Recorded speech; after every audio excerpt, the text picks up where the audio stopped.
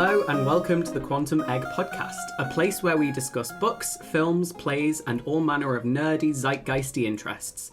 Today we're going to be talking about the second 2023 Doctor Who special, which sees the return of David Tennant, I was going to say someone else then, to the titular role. So, general thoughts about the episode, guys? It was freaky. Yeah, it was. So overall loved it. It made me laugh. Mm-hmm. It made me emotional. Okay. I felt like it was a very classic Who episode, which made me very happy. Yes. So yeah, I overall like really positive feelings about it. Thank you, Charlie. What about Bo's you? looking at me like they disagree with me. No, I was just thinking of my own thoughts. Okay. I was just lost in the brain. That's rare. So what did you think? Well, when I was watching it, I felt like it was a return to like the episodes that really, really worked on their own. Like, as opposed to the ones that were like big kind of grand narratives. This one was a really nice self-contained story with a lot of emotional depth, and that's what I like in a Doctor Who episode. So, yeah. Oh, you liked it because it was episodic. Yes. Yeah. It felt like what we don't get nowadays, which is a filler, but a good filler. Yeah. Yeah. I'd agree with that. There was no, like, massive plot thing that was, Yeah. like, alluding to some grander plan.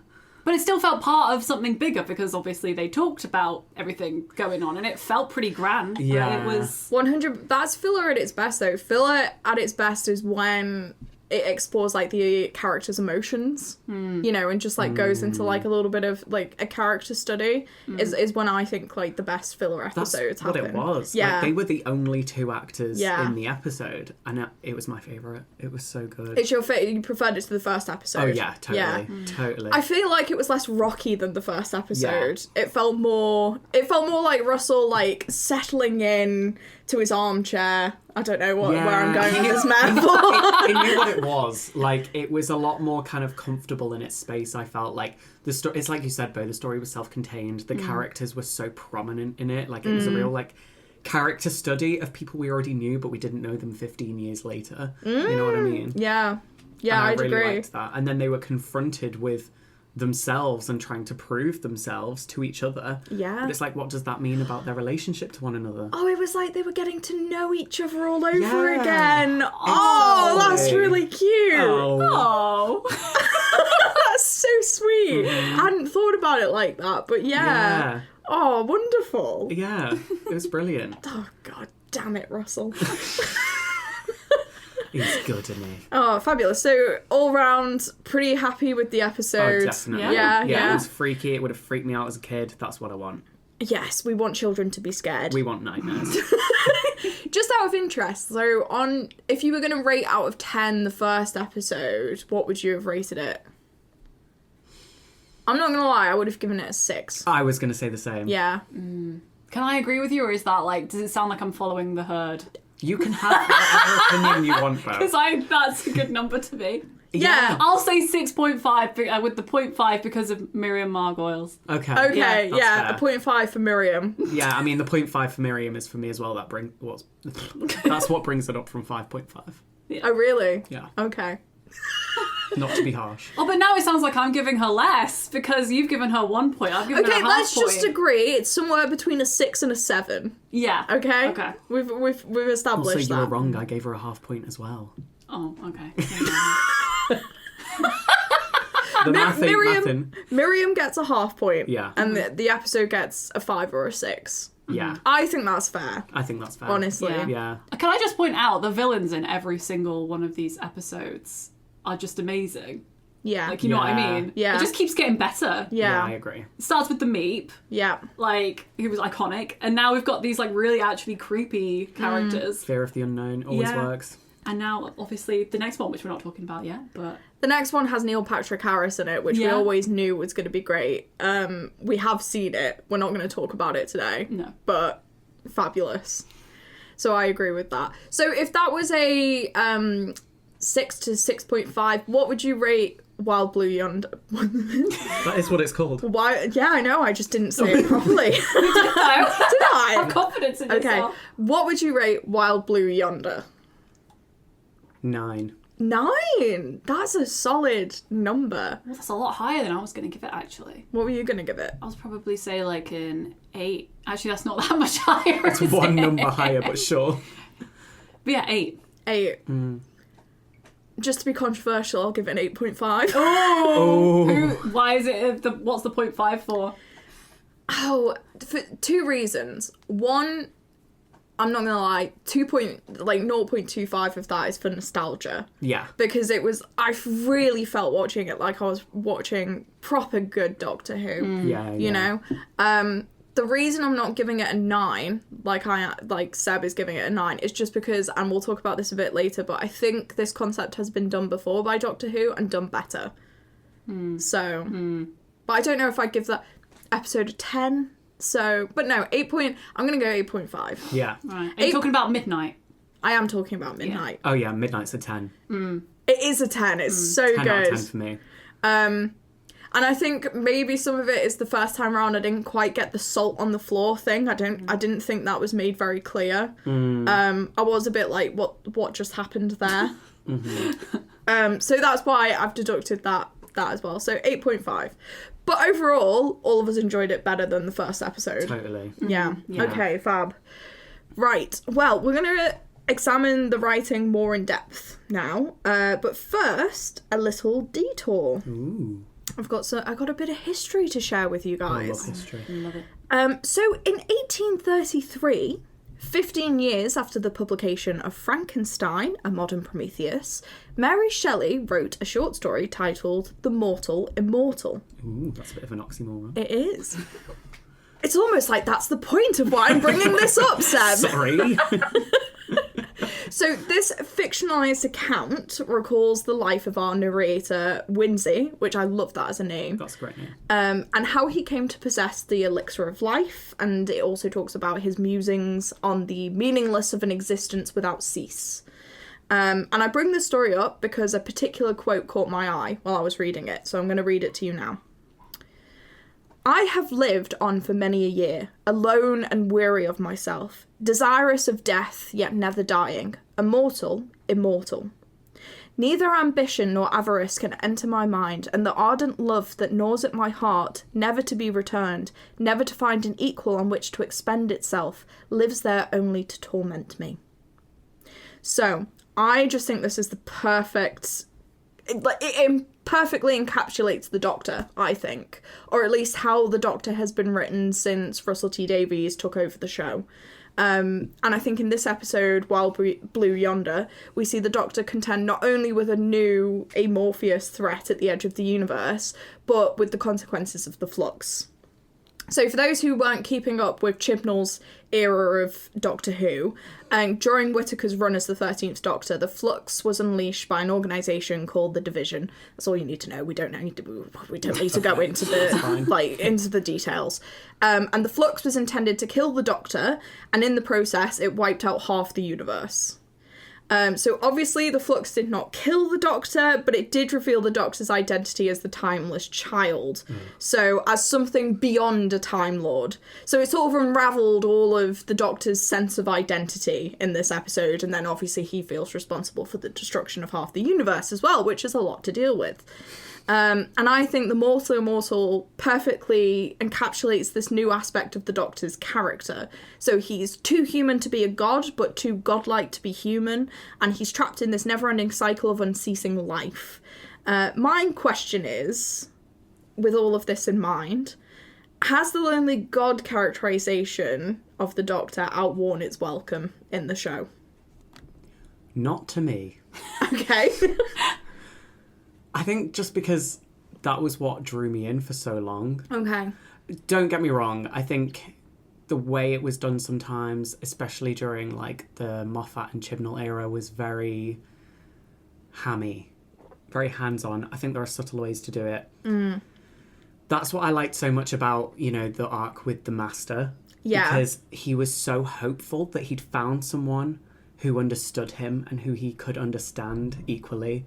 He's been going through the entire show the whole time as just the person who's always, had this sense of superiority and his own kind of identity. It's always been completely separate from whoever he was traveling with. Like they were always like, it was like a mentor kind of student-teacher relationship almost. Sometimes questionably, but you know. I was going to say. in the intellectual aspect. Yes, you know? yeah. It was always the Doctor teaching the companion something about life. He was always alone. He always felt like he couldn't impart on them the magnitude of his loneliness and how it affected him and what he actually was to them. You know, there were so many concepts that he couldn't explain to them because he was like, you won't be able to comprehend it. But someone like the Master could. Which is why it was such a bummer to him when the Master was just some evil douche. But an evil douche with style. An evil douche with style, I'll give him that. However, yeah, I think I loved it. I've always loved it. Okay. And yeah, I don't really want it to go. You don't want it to go. But how do you feel about the lonely god aspect? Well, first of all, I want to say that quote's amazing, and I'm definitely going to be reading that short story because It's a fantastic Mary short story. just summed up everything I love about a character. And it's just funny when you see something, you're like, oh yeah, that's literally the heart of all the things I love now. Did you start this tradition, Mary? I don't know. Her dad started it. Really? Yeah, he wrote I'm hesitant to say the first immortal character because obviously the Greek gods and gods of various degrees have been around. But in terms of people being immortal, like, I think he wrote one of the first, like, he was a major inspiration to her work. He was like a big kind of literary influence. He was, in it. yeah. That's amazing. Oh god, wow. The Doctor that I started with, obviously, number 9, Christopher. Christopher Eccleston. You know, he was brought into it with that kind of like that weight on his shoulders, and I think I still really love it. I still love the weight of it. I love the angstiness. Yeah. You know, all of that. I think it's really essential to who the Doctor is, and I think what I loved about the next incarnations is that they played more, I think, with the angsty side of it, but also the side of it that could help him kind of like, it was like the nihilism of it as well, like the positive nihilism of like, well, I am an immortal, but I'm going to have fun and I'm going to play and whatever.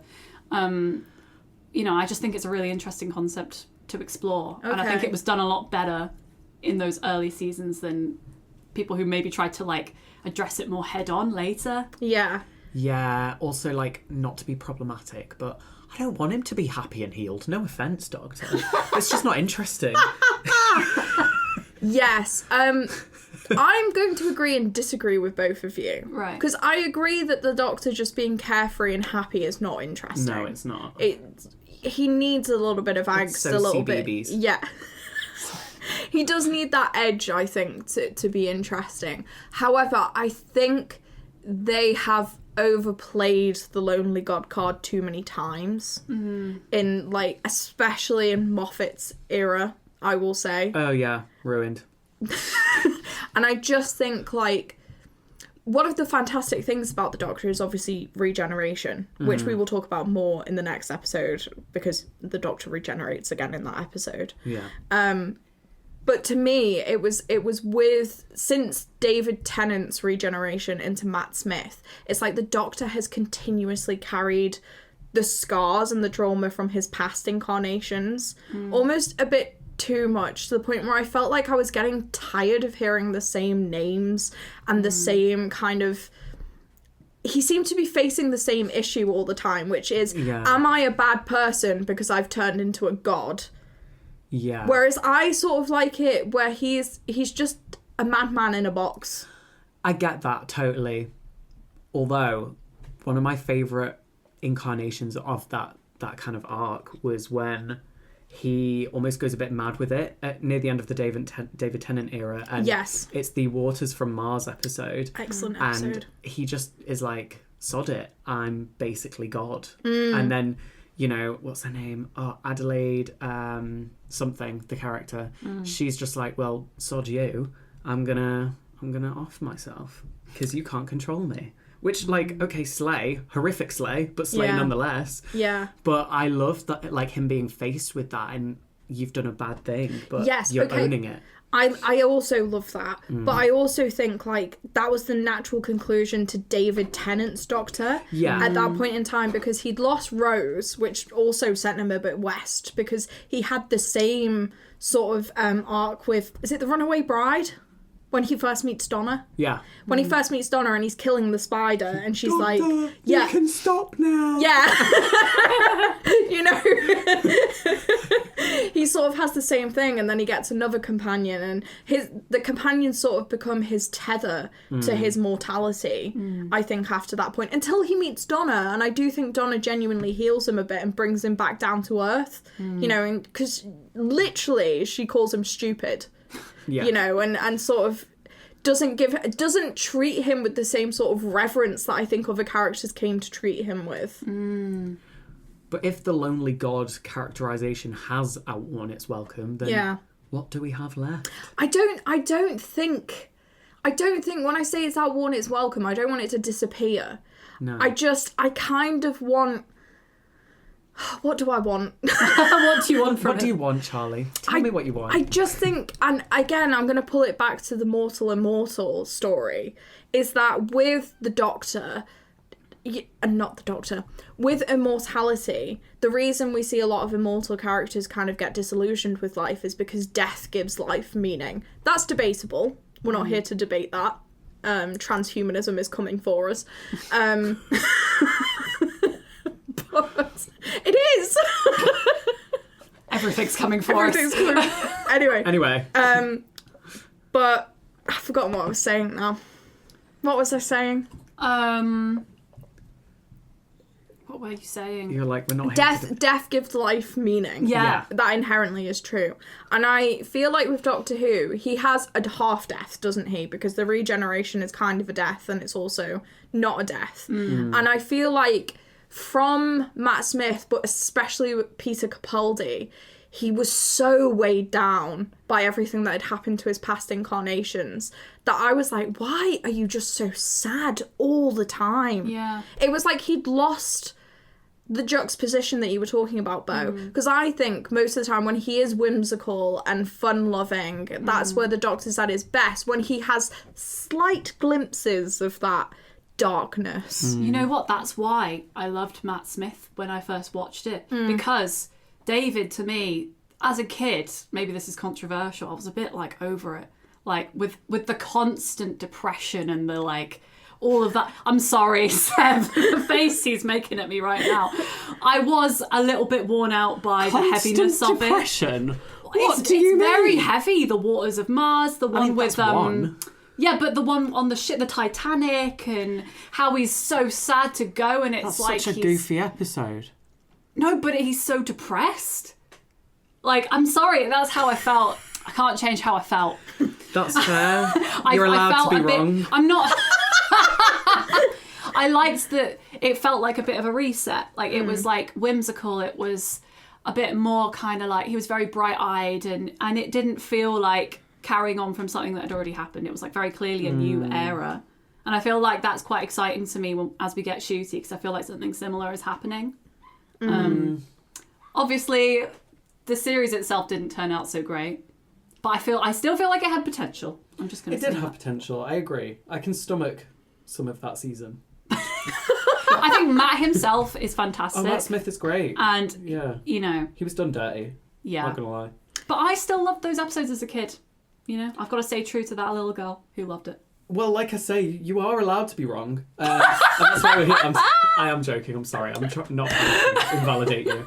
Now, I see where you're coming from in that David Tennant's character, he was very, like, worn down in a lot of it. But, again, it was more subtle than, like, you know, the Capaldi episodes and stuff like that. Like, in Midnight, when you really see the darkness touch him, when he doesn't have his companion to fall back on, like, there isn't that kind of jovial aspect, really. There's glimpses of it. There is some, but he's definitely depressed. Yeah. There's also the question of an anime has this problem all the time, but when you make a character too OP, what, overpowered? Yeah, for any non-nerds listening, which there are I no doubt nerds, it. to be honest. Yeah.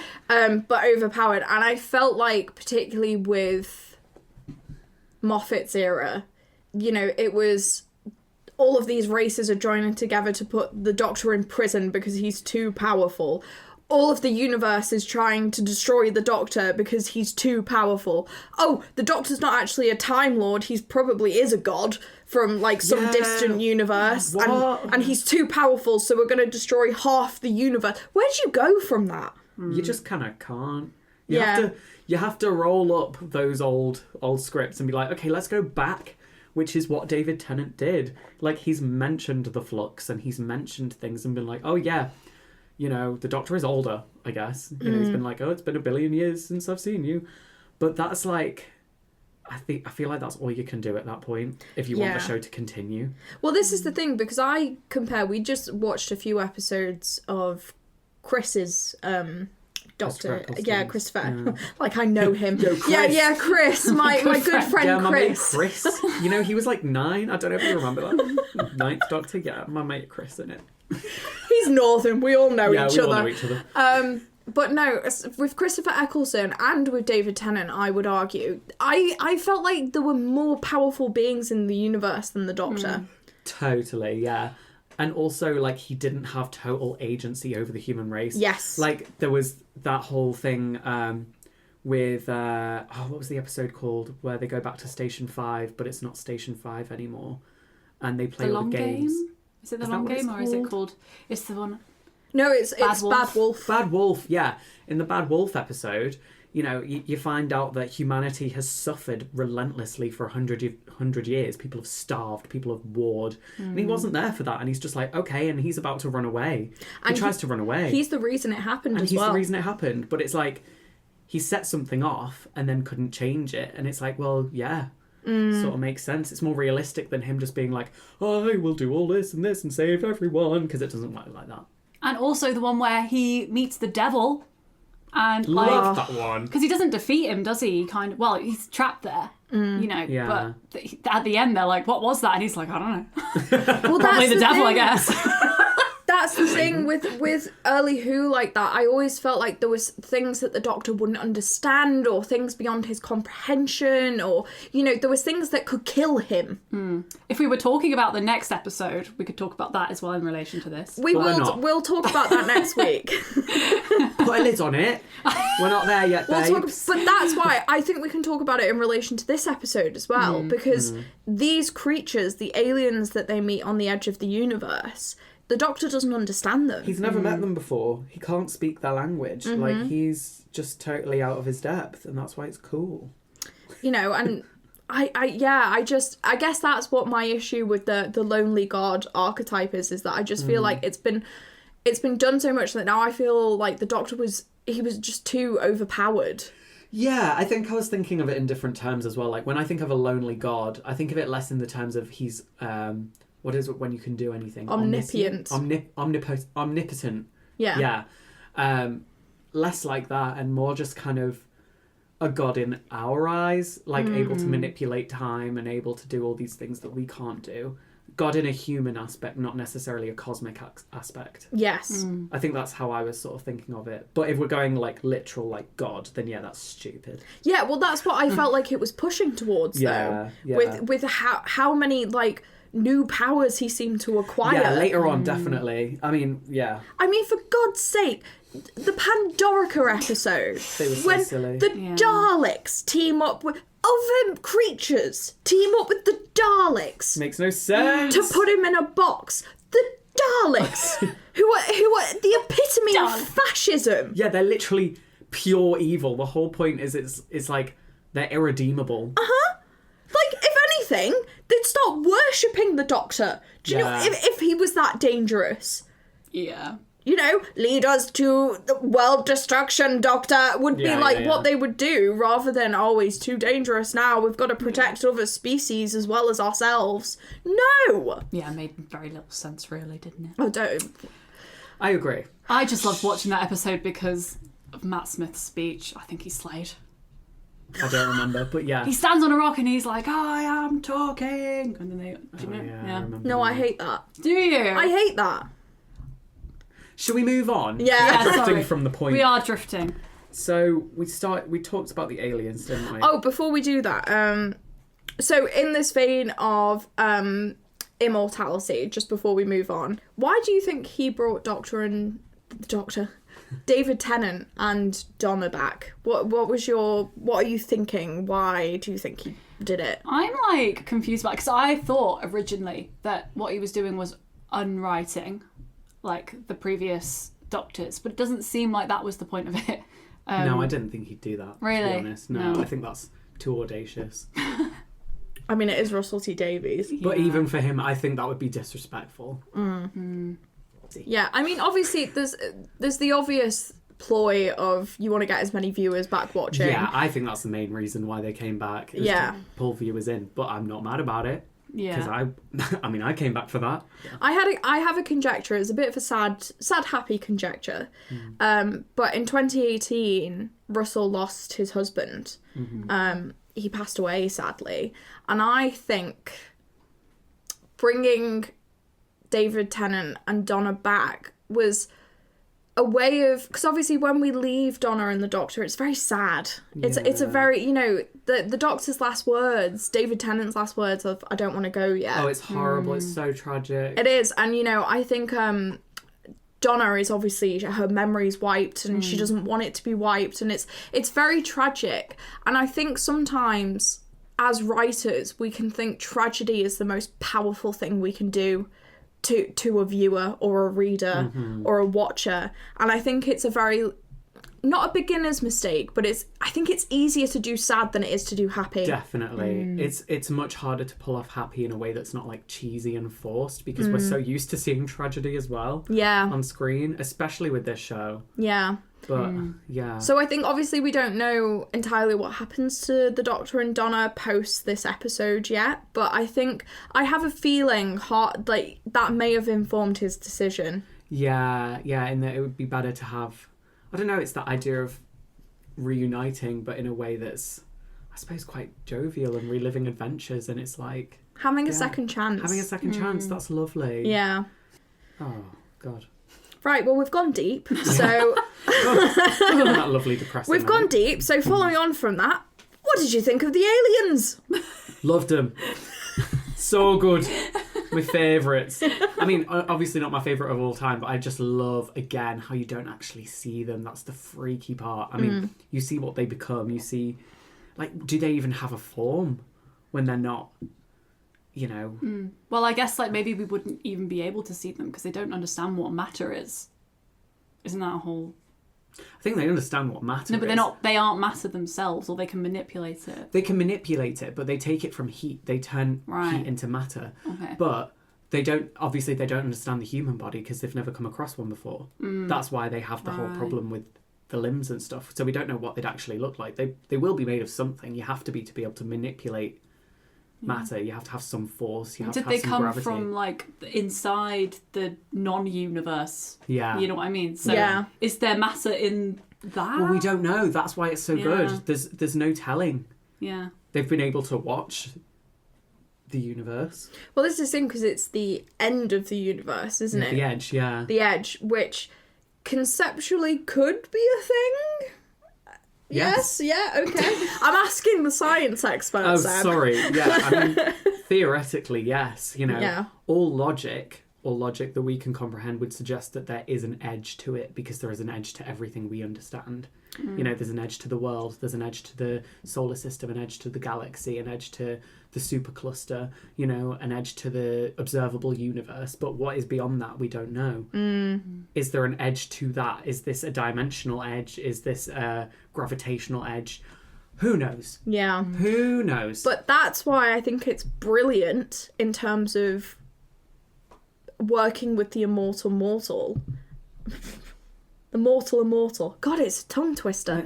What did you call it? It's the mortal immortal. Immortal immortal. Yeah. Yeah. But in terms of that, I think it's fantastic because it drives the Doctor right up to something that he doesn't understand, that we don't understand, and it again just makes him feel more real to me. Yeah, exactly, because we can relate to him in that moment because he doesn't understand it either. He knows the concept. He understands that it's an edge and the light hasn't even reached there yet, but he can't comprehend what's beyond that because he's never been himself, really. That's great. It makes him a man. Exactly. In my eyes, as far as a Time Lord man or a timeless child man, but someone who doesn't have all of the answers. And I really do think that's integral to the Doctor's character. I do also think it's like, I just had the thought that like the whole thing about this Doctor is that he hasn't stopped going, and this alien is literally feeding off of that. So it's forcing him to realise the value in being slow and slowing down. Yes, very true. Still. Which is really interesting, because I'd never seen... They somehow found a concept that he hasn't done yet. Yeah, he's never had to be still like that and slow like that. I mean, that's what got him in trouble with the Midnight Doctor as well. Yes. Because he kept going and he kept thinking, and he became so scared that it latched onto him, and that's how it stole his voice. Well, that brings us very neatly on, because I did want to talk about Midnight, because I wanted to talk... Obviously, the Doctor makes a grand statement of, we're at the edge of the universe, I've never been here before. We know this is not true, Doctor. Yeah. You have been at the end of time, space. He's been everywhere. Whenever Russell wants to drive a point home, he's at the end of something. Yeah. It's true. And we've had episodes like this, and we've had Midnight, and there's a few episodes which are the end of the universe. Midnight isn't at the end. No. It's just on a planet that's got this really destructive star. Oh, and yes. basically no life is supposed to be able to live on the surface of the planet because it's too strong. The radiation's too strong, or whatever it is. It's some sort of energy. So the idea that this thing can live off there is just totally... It makes no sense to him. To him, it's impossible by all his grand, clever logic, which is what gets deconstructed in the episode. It's like, how can this thing exist? And we never see it. We never know. That's why it's so scary. Yeah. But the point is, it's an unknown. Again, it's an unknown. Yeah. And I just wanted to compare the two, because we're all very big Midnight fans. We think it's one of the most perfect episodes of Doctor Who. Yeah. Where does it sit, Wild Blue Yonder, compared to Midnight? A couple of notches below. Yeah? Yeah, because the other thing I loved about Midnight was his dynamic with everyone else, and them cornering him and becoming so human in the way that they argued with each other, and suddenly it was like, we can't trust him because he's something else. They didn't know his name, and he's never been in that position before where people didn't automatically go, okay, we'll follow you, or sometimes they do, but it's usually short-lived, where in this they kept it up. They nearly threw him off until the very last moment. And again, the Doctor felt like he was actually in danger of dying. Yeah, exactly. Which so is scary. Which is what you need. I don't want an immortal. Also, if he died on that planet, he wouldn't have been able to regenerate. Yeah. Because his regenerated self would have died as well, and he would have died. He would have perished. He would have just continued to die over and over again until the regenerations ran out. Yeah. Gosh. That would have been a terrifying fate. I think, I definitely agree. I think I've always been more scared of horror that's a bit more kind of less cosmic and a bit more kind of closer to home. Like the unknown being on your doorstep to me, and something I can kind of comprehend, because I can comprehend that there's a desert out there and there's creatures roaming around that, I can imagine what that might be, but with something like the edge of the universe, it's a bit maybe too vague for me. Really? Because I like the combination of the two. Really? I like when it brings the cosmic to your doorstep. You know what I mean? Ooh, yeah. I would agree, because one of my favourite episodes is Don't Look. Oh, Don't Blink. Don't Blink. Yeah. No, the one where Donna's got a beetle on her back. Turn left. Turn left, yeah. That's what it's called. Don't Look? I couldn't remember. But Turn Left, and again, it's that horrible... She doesn't know what's on her back. Yeah, but she's just living her day-to-day life, and every now and again someone spots it and they just stare at her in horror. It's great. It is. That's where Doctor Who flourishes. Yeah. And I agree in that I don't think Wild Blue Yonder meets the same level of Midnight or Turn Left for me. Same, yeah. Not quite. I just don't think it's as distilled a concept. Yeah. And again, I'm going to say it, but the salt thing really threw me off. Really? Yeah. Really? The first time round, it really threw me off. That's fair. Why? I think I was just... I just thought to myself, well, they know they're not vampires, ghosts, or something else, so why would they feel the need to count the salt? I guess when he said that, he was referring to creatures that were a threat and weren't human, or in some way. Yeah, I think that too. I just didn't. Sentient. I just didn't quite buy it. Yeah. Is the thing. I was like, this feels a little bit too like you haven't connected the dots completely. Sure, yeah. For me personally, and that's just why I take it down a notch compared to other episodes. That's fair. But yeah, and obviously, I think the other part of the horror of this episode is that it is just the Doctor and Donna. There's no other characters. Yeah, I love that. Yeah, That's great. It was a strength, but also obviously you don't get other characters, so it's also like a tiny bit of a weakness. Why is it a weakness? Well, no, in comparison to Midnight, like Midnight had so many like great characters that were introduced for that episode. But it was a different scenario as well. Yeah. And I think for the purpose of that episode, he wasn't getting to know anyone except kind of himself. And, you know, he was confronted with the possibility that maybe his strengths weren't always going to work, especially in a situation where he didn't have, you know, a human companion to back him up. Whereas with this one, it was kind of like what we said at the beginning. They were getting to know each other again and connecting again, and this helped with that.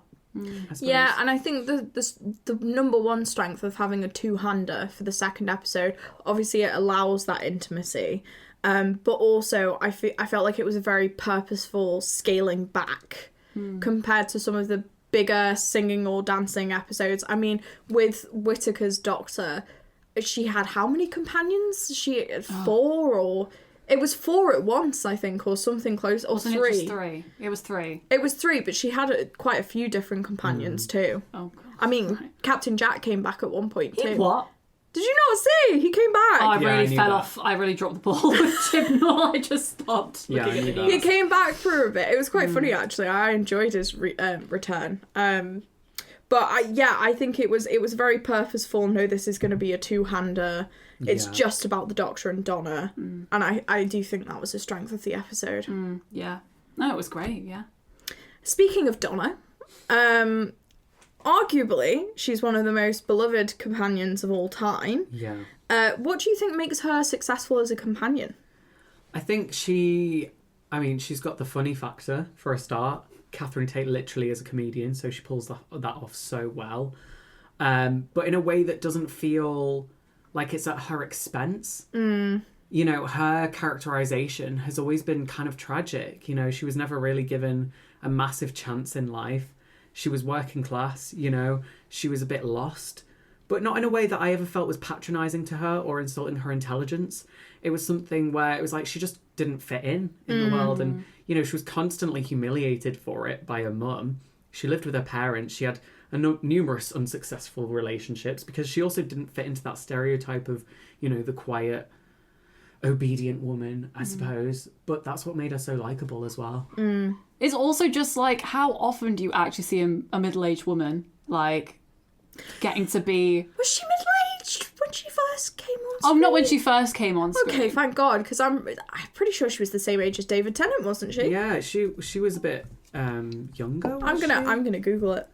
You continue talking while All right. I Google I'm it. Googling it as yeah, well. it's just nice to see an older woman. I mean, even in the context of the day, you know, she was like older. 30. She was 29. 29, yeah, when she started. Which just proves you're like, am I just used to seeing people who are like 10 years younger than the Doctor with him? Like, Yeah, probably. I think is the answer to that. Yeah. And it's just nice to see someone who's just so obviously his equal in age. You know, it is a double standard, isn't it? Yeah. That it's always like someone who's so much younger, which will be the case again with Ncuti and his companion. She wasn't but... 29. What am I talking about? Sorry, we might need to go She back. she was in her mid-30s. She was Mid-30s. 30. Yeah, sorry, I miscalculated completely. She was in her mid-30s, but the actor is 54 now, and David Tennant's 52, so there was 2 years between them. Yeah, that's it. Wow. So it actually makes more sense for them to... I did not want them to be a romantic couple whatsoever, but it makes more sense for them to be a romantic couple than Rose and the Doctor, for example, who had over a 10-year age gap, wasn't it? Something like that, yeah. I mean, she was 19. She was barely out of nappies. Maybe not the phrase you want to use, Charlie. She was barely out of sixth form. Yeah. Yeah. She Yeah. was, yeah. Yeah, and it's... I think people are starving for that pattern to break slightly, aren't they? Like, we all just really want to see older women in TV. Or just women who have come into their own. So they feel like... Because one of the lines I always loved about Donna, and I can't remember what... I think it was in the Pompeii episode, but the doctor tries to tell her to do something, and her reply is, I don't know what kids you've been travelling around with, but you're not telling me what to do, or to shut up. Like, and I just loved that, and it really put in perspective that the doctor had been taking quite young, impressionable women. Yeah. Who he could tell what to do. Yeah. And then as soon as he picks someone up who's his equal in terms of the body he's regenerated in at that stage, he does have that more, no, I'm going to treat you like a person. I'm going to put you down when you need to be put down. Yeah. And I think people responded really well to that. Definitely. Yeah. Also, before Donna, with the companions, he'd always been the one changing them. None of them had ever changed him. Oh, so true. Do you know what I mean? Like, she had such a massive effect on him that he didn't even realise. It caught him off guard. Whereas before, he'd always been in control of how much he let them affect him. Yeah. You know, he was very good at putting a stop on it. But with Donna, she crossed all those lines very easily. She got right into the heart of him. Yeah, arguably, even with Rose, I mean, he never tells her he loves her. No, he doesn't. He says, oh, she'll know. And it's like... But it was always that semblance of control still. You know, it was never an equal relationship. She was fiery, for sure. Like, Rose was fiery and she had her spark, but they never really... I don't know, I never saw them as equals. And I don't think that's on me. I hope not. No, I But, don't. you know. I particularly agree, and I do think the age gap has something to do with that. Yeah. But also the characterization. Whereas, yeah, I think honestly the reason Donna is so beloved is because she's not afraid to tell the doctor to shut up. Yeah. Or to take a back seat, or be like, you know, you're not this all singing, all dancing. Yeah, but then when she's tender and she's caring, it means so much more. She cares so much more, and, you know, she kind of looks at him in such a sad way. None of the others really do that. They do it in a way where it's like, oh, I kind of wish you wanted me. With her, it's like, oh my God, what happened to you? Yeah. And I think it was also refreshing that their relationship was platonic. Yeah, totally. And there wasn't, you know, I mean, with Martha, there was the one-sided romance. Yeah. And with Rose, there was the two-sided romance. And with Jack, it was just a big tension mess. That definitely wasn't platonic. That's something I wish Russell could go back and do. Yeah. To make it properly bisexual. Yeah. That relationship. Exactly. But yeah. We love Donna. Oh, Donna's the best. Yeah. Any closing thoughts? No, it's just a banging episode. Loved it. Loved the prosthetics. Yes. The prosthetics yeah. was amazing, and all the bloopers as well. And I say it's amazing to have a return of Doctor Who Confidential. I know it's not called that now, but I'll always call it Doctor Who I still Confidential. love Doctor Who Confidential. Because we want to know, we want to see behind the scenes, and, you know, it's just great to see them all messing around and stuff. So yeah, that's really great. If you enjoyed any of what you heard today, drop us a follow on Instagram or Twitter for more updates. On Instagram, we are at quantum.egg, and on Twitter, we are at quantumeggcic. Next time, we'll be tackling the third and final Doctor Who 2023 special, which features Neil Patrick Harris as the Toymaker and Ncuti Gatwa's debut as the 15th Doctor. Thanks for listening to the Quantum Egg podcast, and stay tuned for more. The Quantum Egg podcast is a project from Quantum Egg Theatre Company, a theatre company based in Manchester. Trans and neurodivergent led, we make radical, queer, groundbreaking theatre in tandem with talented emerging artists in our community. To find out more about our mission, visit the link in the description. Quantum Egg is a volunteer-run company. If you liked what you heard today and believe in our mission, you can donate the price of a cup of coffee by visiting our coffee page. That's ko-fi. Link also in the description. You can also help us out by giving us a 5-star review and telling us what you thought of today's episode. The Quantum Egg podcast is hosted by Charlie Wrigg, featuring Beau Warner and Sebastian Emerson. Edited by Beau Warner, sound designed by Anastasia Zhikova.